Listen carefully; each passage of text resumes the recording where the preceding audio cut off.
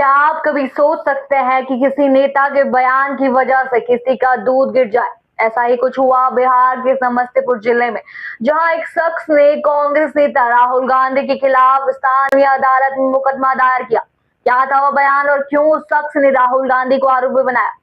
नमस्कार, मैं हूँ राधा राणा और आप देख रहे हैं लाइव। यह घटना समस्तीपुर जिले के मुकेश चौधरी नामक एक व्यक्ति से जुड़ी हुई है। मुकेश चौधरी ने राहुल गांधी के खिलाफ केस दर्ज कराया है। उनका आरोप है कि राहुल गांधी के दिए गए एक बयान के कारण उनकी दूध की बाल्टी गिर गई और इसमें उन्हें लगभग 250 रुपए का नुकसान हुआ। उन्होंने इस पूरे मामले को लेकर राहुल गांधी के खिलाफ राजद्रोह और अन्य धाराओं के तहत मुकदमा चलाने की मांग की है। मुकेश चौधरी ने अदालत में दायर अपनी याचिका में कहा है कि राहुल गांधी के बयान ने उन्हें इतना झटका दिया कि वह अपनी दूध की बाल्टी गिरा बैठे, जिससे उनका नुकसान हुआ।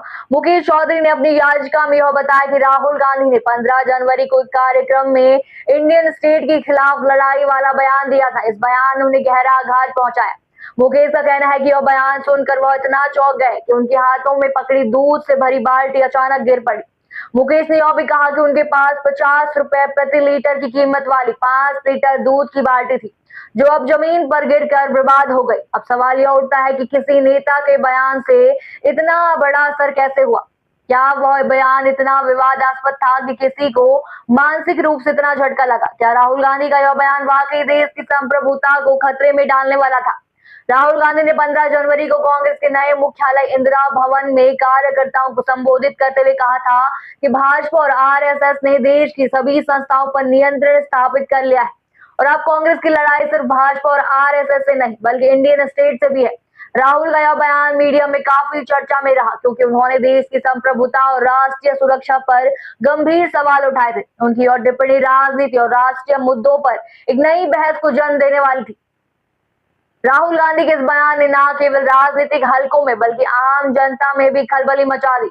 विपक्ष ने जहां इसे देश की संप्रभुता पर सवाल उठाने वाला बयान बताया, वहीं कांग्रेस ने इसे देश की वास्तविक समस्याओं को उजागर करने का प्रयास बताया। लेकिन मुकेश चौधरी के मामले में कुछ और ही हुआ।